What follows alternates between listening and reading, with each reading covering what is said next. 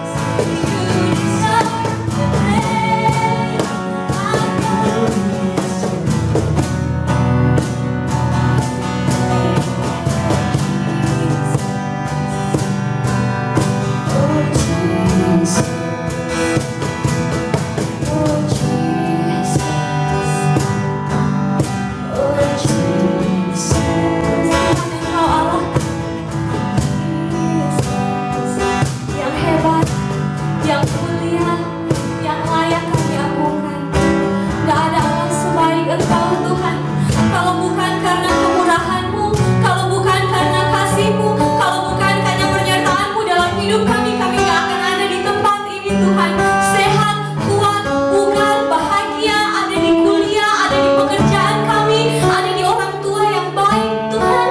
Kalau bukan karena kebaikan-Mu, kami gak bakal berdiri di sini, kami gak akan ada di tempat kami Tuhan. So kami bersyukur hari ini, kami mau katakan Engkau mulia, Engkau hebat, Engkau berkuasa.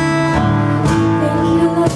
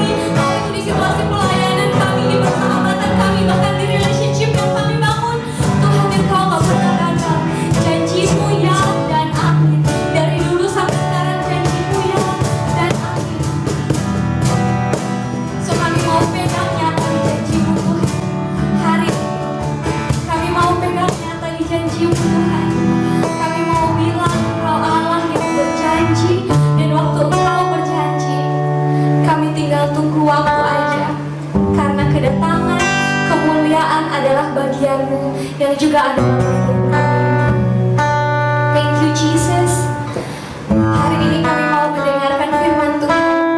Engkau berkati setiap kami. Ajar kami untuk nyatet. Ajar kami untuk pay attention. Biar kami nggak ngantuk, biar kami nggak bosan, tapi ajar kami menjadi pendengar firman Tuhan. Terlebih dari itu jadi pelaku firman Tuhan. Siapkan tanah hati terbaik di hati kami, supaya benih firman yang ditabur berbuah 30, 60, sampai 100 kali lipat di dalam nama Tuhan Yesus. Engkau berkati pastor kami yang akan menyampaikan firman Tuhan hari ini. Engkau berkati dia luar dan dalam. Semua hal yang keluar dari mulutnya jadi benih yang baik, yang ketika kami dengar tertanam di hati kami, termanifestasi di perilaku kami. Di dalam nama Tuhan Yesus. Di dalam nama Tuhan Yesus. Amin. Amin. Amin. Welcome home. Saya Ferry, lead pastor dari CCF Jogja. Senang berjumpa dengan saudara kembali di ibadah online hari ini. Sepanjang bulan Maret lalu kita sudah belajar tentang pursue one thing, mengejar satu hal.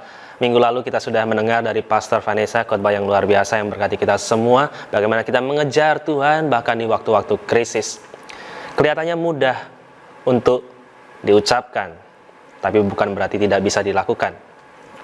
Untuk itu, di waktu-waktu krisis ini waktu-waktu terbaik di mana kita mengejar Tuhan, mencari Tuhan, mengandalkan Tuhan lebih lagi, bergantung sama Tuhan sepenuhnya. Di bulan Maret ini kita punya series baru yang kita sebut Bless Series. Kita akan belajar kembali dan merenungkan kembali apa yang sampaikan Yesus di atas bukit waktu dia mengajar di dalam Matius 5. Pernahkah saudara ngalami namanya membeli barang atau mempunyai barang yang kamu pikir itu asli, tapi setelah kamu tahu ternyata itu palsu? Saya pernah mengalaminya. Waktu saya SMP, saya suka sekali dengan basket. Saya pergi ke satu toko dan membeli sepasang sepatu untuk saya pakai dengan brand yang cukup terkenal pada waktu itu. Pada waktu itu mungkin informasi yang saya peroleh nggak terlalu jelas atau kurang informasi, sehingga saya nggak tahu apakah barang yang saya beli itu asli atau palsu. Setelah awalnya sih nggak terlalu kelihatan berbeda atau nyaman-nyaman saja pada awalnya dipakai. Tapi setelah beberapa waktu saya gunakan berlatih, akhirnya saya menyadari bahwa sepatu yang saya gunakan mungkin nggak cukup nyaman buat saya. Saya rasa sakit di bagian tertentu dan saya lihat tidak cukup nyaman. Dan saya menyadari bahwa mungkin ini sepatu yang palsu. Mungkin saudara pernah mengalami hal itu. Mungkin saudara sering mengalami hal itu. Nah, untuk itulah kita perlu mengalami atau mengetahui namanya sesuatu yang benar. Waktu kita mengetahui hal yang benar, kita akan dimerdekakan. Sama seperti firman Tuhan bilang di Yohanes 8 ayat 31-32 dibilang, maka katanya kepada orang-orang Yahudi yang percaya kepadanya, jikalau kamu tetap dalam firman-Ku, kamu benar-benar adalah murid-Ku, dan kamu akan mengetahui kebenaran, dan kebenaran itu akan memerdekakan kamu. Untuk itulah kita perlu mengetahui kebenaran, sehingga kita mengerti yang benar, dan kebenaran itu akan memerdekakan kita.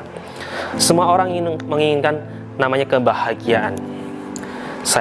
Sayangnya banyak orang yang salah mencari kebahagiaan. Mereka mencarinya di tempat-tempat yang salah. Khususnya anak-anak muda. Banyak anak-anak muda mencari kebahagiaan di tempat-tempat yang salah, yang akhirnya meninggalkan rasa sakit, malu, luka di dalam hidup mereka. Bahkan banyak di antara mereka juga yang mengakhiri hidupnya karena mereka merasa malu, merasa nggak tahan dengan luka yang mereka alami, sehingga mereka mengakhiri hidupnya. Sejujurnya mereka nggak benar-benar ingin mengakhiri hidupnya. Mereka hanya ingin keluar dari rasa malu mereka. Mereka hanya ingin keluar dari rasa sakit mereka. Kabar baiknya adalah Tuhan menginginkan kita untuk mengalami namanya kebahagiaan.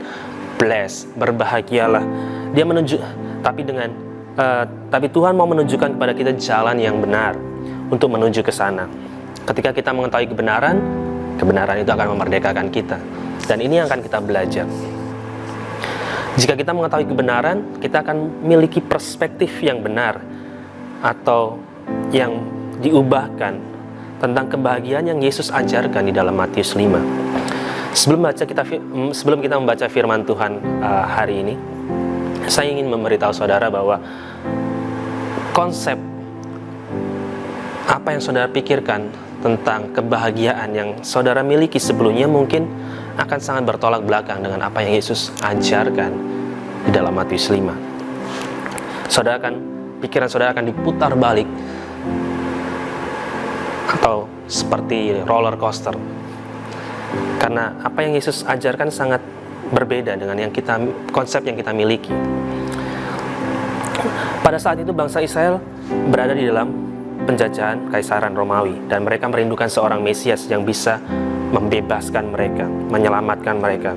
Dan waktu ketika mereka mengetahui bahwa ada seorang pribadi bernama Yesus yang menyembuhkan, yang membuat mujizat, yang melakukan banyak hal-hal yang luar biasa, mereka berpikir bahwa Yesus mungkin orang ini yang akan membebaskan kita, yang akan menyelamatkan kita dari penjajahan. Sehingga mereka datang ke bukit dan mendengarkan khotbah Yesus di atas bukit pada waktu itu, dan mereka berharap bahwa Yesus menyerukan sesuatu pidato yang akan menggerakkan hati mereka. Mari kita baca di Matius 5 ayat 1 sampai 12. Ketika Yesus melihat orang banyak itu, naiklah ia ke atas bukit, dan setelah ia duduk, datanglah murid-muridnya kepadanya. Maka Yesus pun mulai berbicara dan mengajar mereka. Katanya, "Berbahagialah orang yang miskin di hadapan Allah, karena merekalah yang empunya kerajaan surga. Berbahagialah orang yang berduka cita, karena mereka akan dihibur. Berbahagialah orang yang lemah lembut, karena mereka akan memiliki bumi. Berbahagialah orang yang lapar dan haus akan kebenaran, karena mereka akan dipuaskan. Berbahagialah orang yang murah hatinya, karena mereka akan beroleh kemurahan. Berbahagialah orang yang suci hatinya, karena mereka akan melihat Allah. Berbahagialah orang yang membawa damai, karena mereka akan disebut anak-anak Allah. Berbahagialah orang yang dianiaya oleh sebab kebenaran, karena merekalah yang empunya kerajaan surga. Berbahagialah kamu jika karena aku kamu dicela dan dianiaya, dan kepadamu difitnahkan segala sesuatu yang jahat. Bersukacita dan bergembiralah, karena upahmu besar di surga. Sebab demikian juga telah dianiaya nabi-nabi yang sebelum kamu." Amin. Bayangkan di tengah situasi itu, Yesus mulai menyampaikan pesannya, dan mereka berharap Yesus menyerukan suatu pidato, seruan yang membangkitkan gairah mereka untuk melakukan suatu tindakan. Dan mereka mendengar, "Berbahagialah orang miskin." Mereka langsung berpikir, "What? Miskin? Tapi saya nggak berbahagia."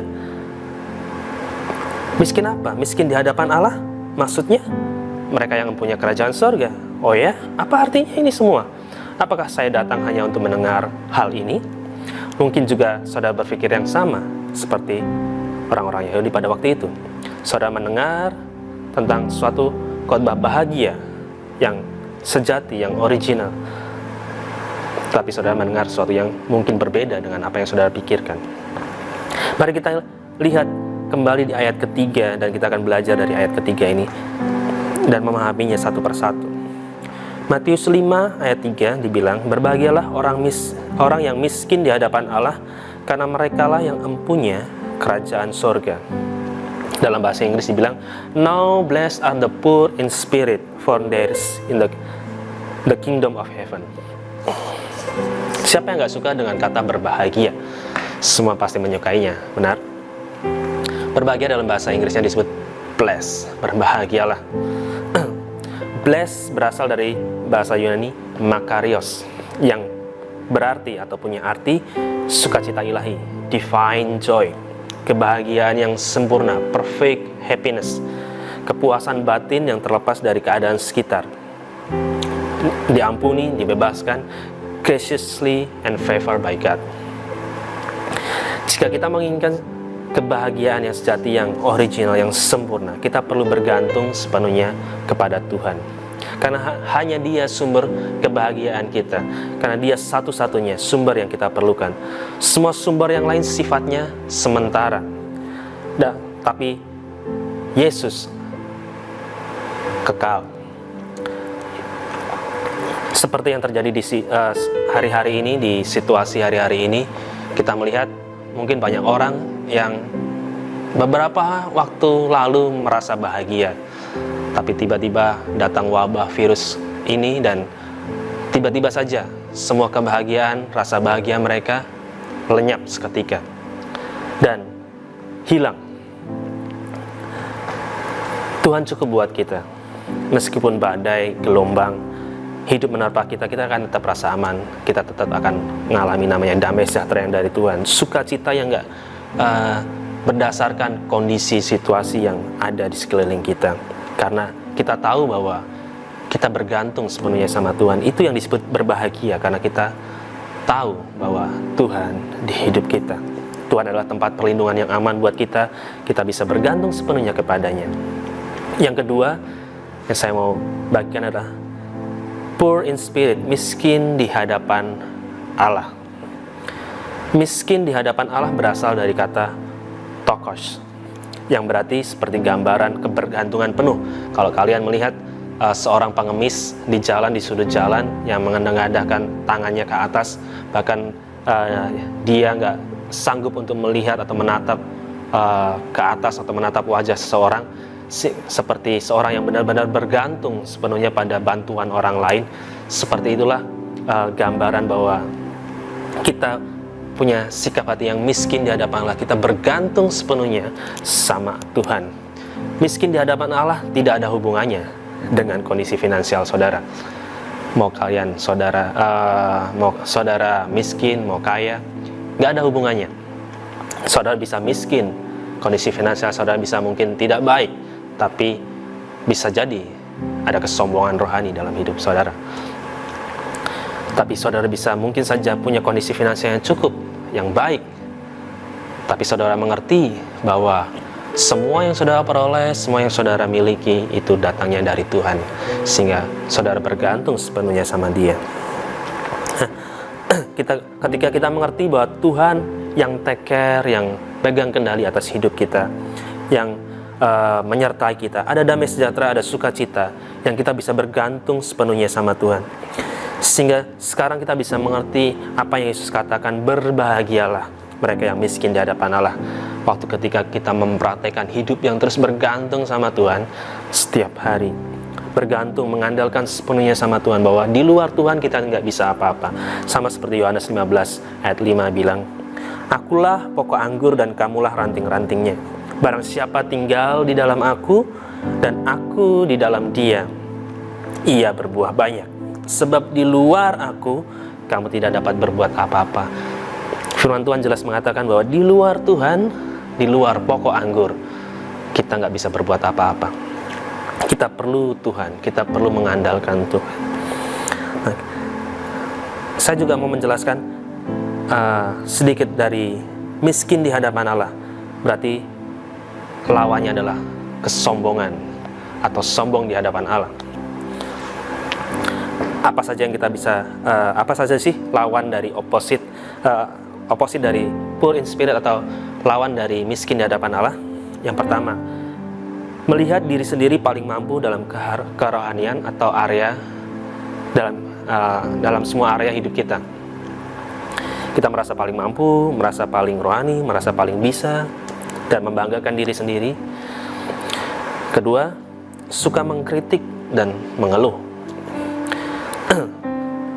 Yang ketiga, mencari seseorang untuk disalahkan atau suka menyalahkan orang lain. Semua tanpa kita mau mengkoreksi diri kita, selalu kita menyalahkan orang lain. Yang keempat, tidak mau mengampuni atau mencari pembalasan. Yang kelima, kita terlalu fokus yang berlebihan terhadap reputasi kita. Kita nggak mau dianggap jelek, kita nggak mau dianggap kurang dan semuanya. Yang keenam, kita nggak mau dikoreksi atau dinasehati atau diberi masukan. Yang ketujuh, kita selalu melakukan dengan cara kita sendiri, dengan kekuatan kita sendiri, dengan kemampuan kita sendiri, bukannya cara Tuhan. Yang kedelapan, kita tidak punya kehidupan doa yang bergantung sama Tuhan, padahal itu yang kita butuhkan. Yang ketiga yang saya mau jelaskan dari ayat tadi, berbahagialah yang miskin di hadapan Allah, maka dia adalah empunya kerajaan surga. Yang ketiga, there is the kingdom of heaven, empunya kerajaan surga. Ini bukan berarti bahwa berkat dari miskin di hadapan Allah kita alami waktu kita nanti di surga saja, atau saat kita Saat ini kita bisa merasakannya juga. Mari kita lihat di Wahyu 21 ayat 3. Lalu aku mendengar suara yang nyaring dari tahta itu berkata, "Lihatlah, kemah Allah ada di tengah-tengah manusia, dan ia akan diam bersama-sama dengan mereka. Mereka akan menjadi umatnya, dan ia akan menjadi Allah mereka. Dan ia akan menghapus segala air mata dari mata mereka, dan maut tidak akan ada lagi. Tidak akan ada lagi pergabungan atau ratap tangis atau duka cita, sebab segala sesuatu yang lama itu telah berlalu." Yang duduk di atas tahta itu berkata, "Lihatlah, aku menjadikan segala sesuatunya baru." Berkat pertama yang kita peroleh adalah bersama dengan Yesus selama-lamanya di sorga. The presence of God, kehadirat Tuhan bersama-sama dengan kita selama-lamanya. Yang kedua adalah damai sejahtera yang datang dari sorga, yang kita nggak bisa alami di luar Tuhan. Bahwa di situ dikatakan, dibilang, Dia akan menghapus segala air mata dari mata mereka. Nggak ada lagi duka, nggak ada lagi luka, nggak ada lagi air mata. Yang ketiga adalah kuasa yang mengubahkan segala sesuatu. Hanya Tuhan yang sanggup mengubahkan segala sesuatu menjadi baru. Yang mengubahkan segala sesuatunya menjadi baru. Hanya Tuhan yang kita butuhkan. Bahwa Tuhan sanggup mengubahkan hidup manusia menjadi baru, menjadi anak-anak Allah. Berapa banyak dari saudara yang berkata bahwa itu kita bisa alami saat ini, atau nanti hanya di surga saja? Kalau saudara yang bilang bahwa itu kita bisa alami saat ini, angkat tanganmu. Ya, di Lukas 17 ayat 20-21 dibilang, atas pertanyaan orang-orang Farisi, apabila kerajaan Allah akan datang, Yesus menjawab, katanya, kerajaan Allah datang tanpa tanda-tanda lahiriah. Juga orang tidak dapat mengatakan, lihat, ia ada di sini atau ia ada di sana, sebab sesungguhnya kerajaan Allah ada di antara kamu. Hadirat Tuhan, damai sejahtera, kuasa yang mengubahkan itu ada di tengah-tengah kita saat ini. Ada di ruang kosmu, di kontrakanmu, di rumahmu, di tempat di mana kamu berada saat ini. Nah, mari kita belajar dari kisah Alkitab tentang miskin di hadapan Allah dan sombong di hadapan Allah. Kita akan membaca dari Perjanjian Lama dan Perjanjian Baru. Di Perjanjian Lama kita baca di Daniel 4 ayat 30-37. Kita akan belajar dari seorang raja yang bernama Nebukadnezar. Suatu hari dia bergumul dengan mimpi dan ia meminta Daniel menjelaskannya. Setelah Daniel menjelaskan mimpi dari Raja Nebukadnezar, dia mengabaikannya, dia tidak mengindahkannya. Dia adalah Raja Babilonia yang brutal, yang ambisius, yang dia sangat bangga dengan dirinya sendiri. Sampai pada waktunya Tuhan berbicara ke dalam hidupnya secara pribadi dan mengambil semua kuasa, kedudukan, dan kesehatannya. Kalau kita baca nanti di Daniel 4 ayat 30-37, kita akan melihat hal itu, bahwa Tuhan berurusan langsung dengan Nebukadnezar. Di firman Tuhan dibilang,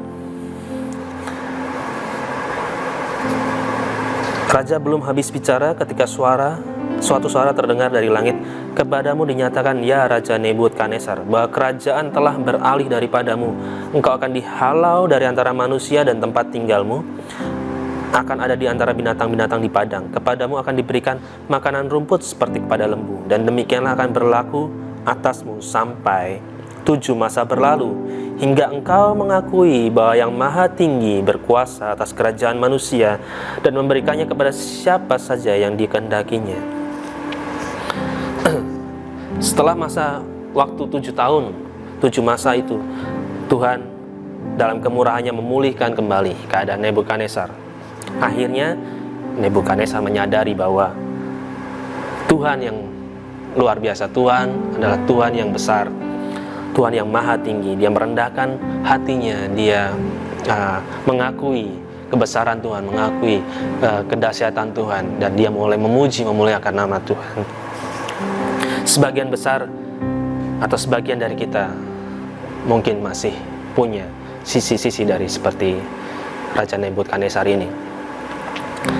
Kita punya kesombongan dalam hidup kita yang Mungkin Tuhan seringkali juga berbicara dalam hidup kita, untuk Tuhan mau bereskan, untuk mau Tuhan pangkas dalam hidup kita, sehingga kita punya sikap hati yang miskin di hadapan Allah, yang mengerti bahwa segala sesuatunya yang kita peroleh, kekuasaan, jabatan, kekayaan bahkan, dan semua hal yang kita miliki, semua hal yang kita peroleh itu datang dari Tuhan. Kita perlu bergantung sepenuhnya sama Tuhan. Mari kita merendahkan hati, menyadari bahwa hanya Tuhan satu-satunya yang kita perlukan, yang sanggup mengubahkan hidup kita.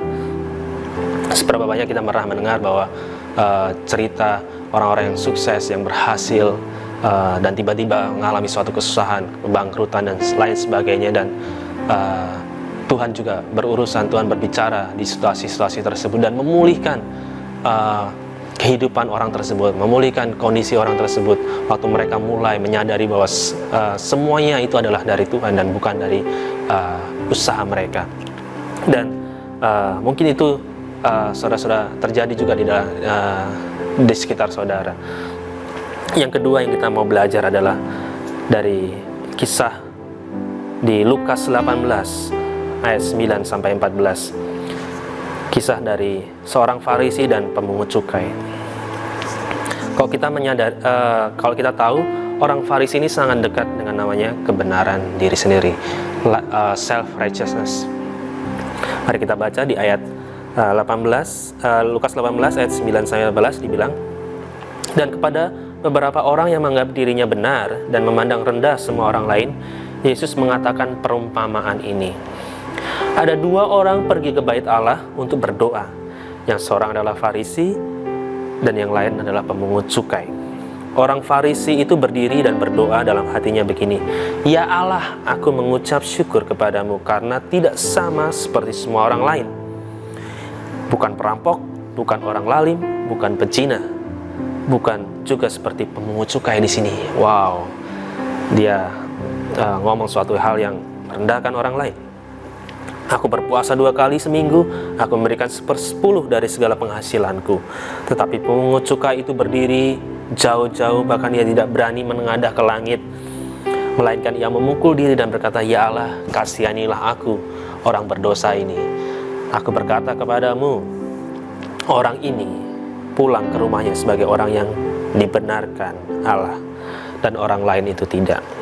Sebab barang siapa meninggikan diri, ia akan direndahkan, dan barang siapa merendahkan diri, dia akan ditinggikan."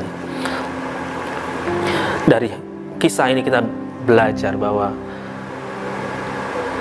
satu-satunya yang kita butuhkan satu hal yang kita butuhkan bukankah itu adalah pengampunan, kemurahan Tuhan, kasih yang besar dari Tuhan, yang dimana kita tahu bahwa kita berdosa, kita nggak layak di hadapan Allah, dan Tuhan mengampuni kita, Tuhan menerima kita, Tuhan mengasihi kita, sehingga kita beroleh kemurahan Tuhan yang kita nggak layak kita dapatkan. Tapi di sisi lain, mungkin saja kita masih punya atau miliki, sama seperti orang Farisi ini yang menandap dirinya paling benar, yang menganggap bahwa dia paling bisa, dia paling sempurna dibandingkan orang lain. Dia merendahkan orang lain, dia mengkritik orang lain, dia menjelekkan orang lain. Dan mari kita belajar bahwa kita hanya bisa bergantung sama Tuhan dalam hidup kita, bahwa Tuhan satu-satunya yang kita bisa andalkan. Untuk kita ngalamin namanya bless, berbahagialah, kita perlu bergantung sepenuhnya sama Tuhan.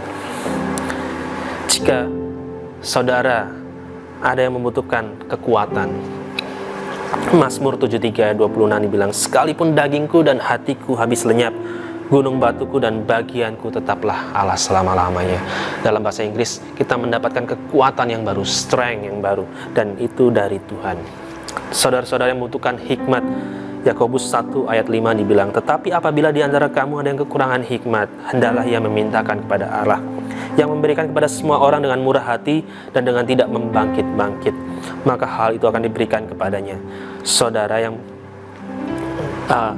dari ayat ini saya pernah punya pengalaman bahwa kita bisa minta wisdom, bisa minta hikmat Tuhan di tengah-tengah situasi yang sekarang ini.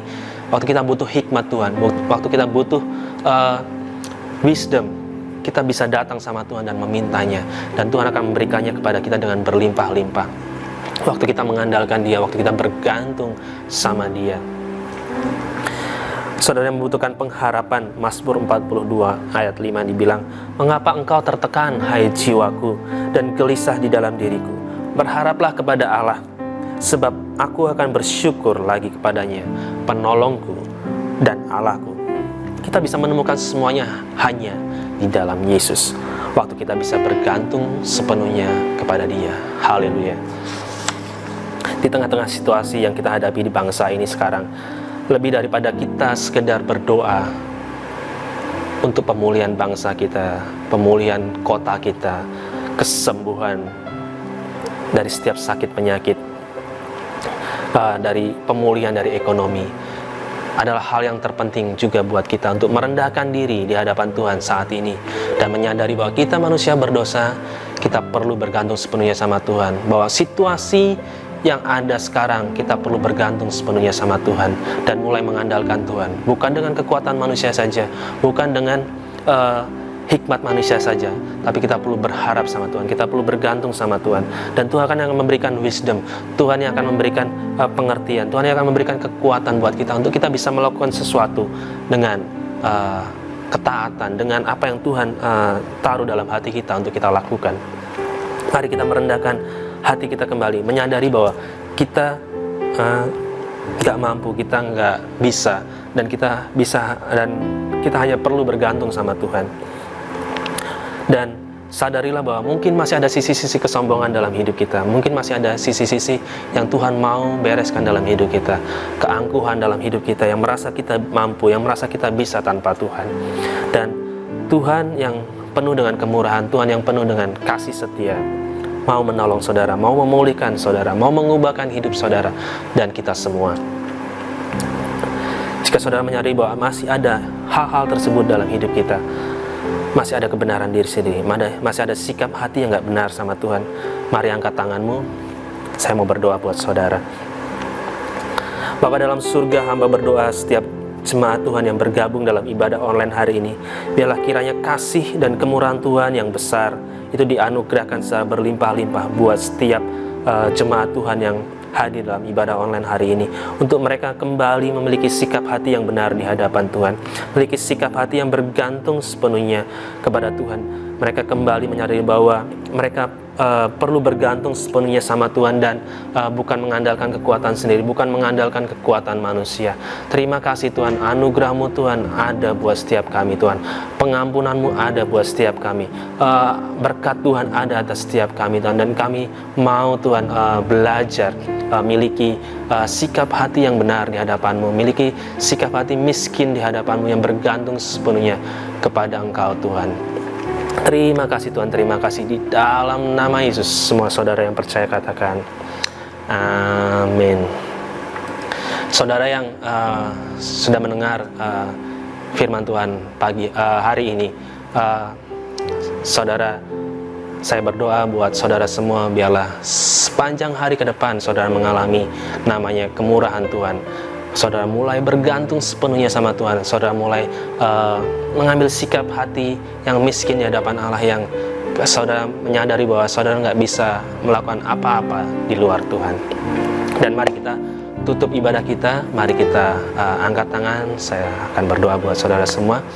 Bapa dalam surga, kami mengucap syukur buat ibadah online hari ini Tuhan. Kami mengucap syukur bahwa Engkau hadir di tengah-tengah kami, Engkau hadir di kos-kosan kami, Engkau hadir di kontrakan kami, Engkau hadir di rumah kami, Engkau hadir dimanapun kami berada saat ini Tuhan. Dan Engkau menyatakan pribadi-Mu Tuhan secara luar biasa di dalam kehidupan setiap kami Tuhan. Engkau menyatakan Tuhan kemurahan-Mu Tuhan, kasih-Mu Tuhan pada setiap kami Tuhan.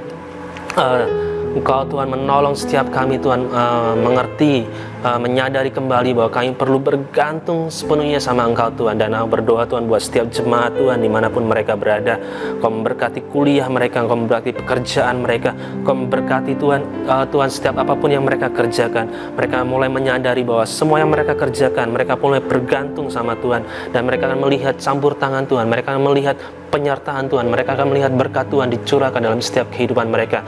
Mereka bukan hanya hanya saja berdoa untuk diri mereka sendiri. Mereka di waktu-waktu ini mereka mulai berdoa Tuhan, bahkan untuk menjadi berkat buat orang lain, buat orang-orang di sekitar mereka, buat apa yang mereka bisa lakukan Tuhan, untuk bangsa ini, buat kota ini Tuhan, dan mereka menjadi berkat buat keluarga mereka Tuhan, buat teman-teman pekerjaan mereka, buat teman-teman kampus mereka, teman-teman kos mereka Tuhan. Di dalam nama Yesus Tuhan, biarlah hidup kami Tuhan terus memancarkan sinar kasih-Mu. Kami menjadi orang-orang yang bergantung sepenuhnya sama Tuhan, dan di dalam nama Yesus kami mengucap syukur. Haleluya, amin.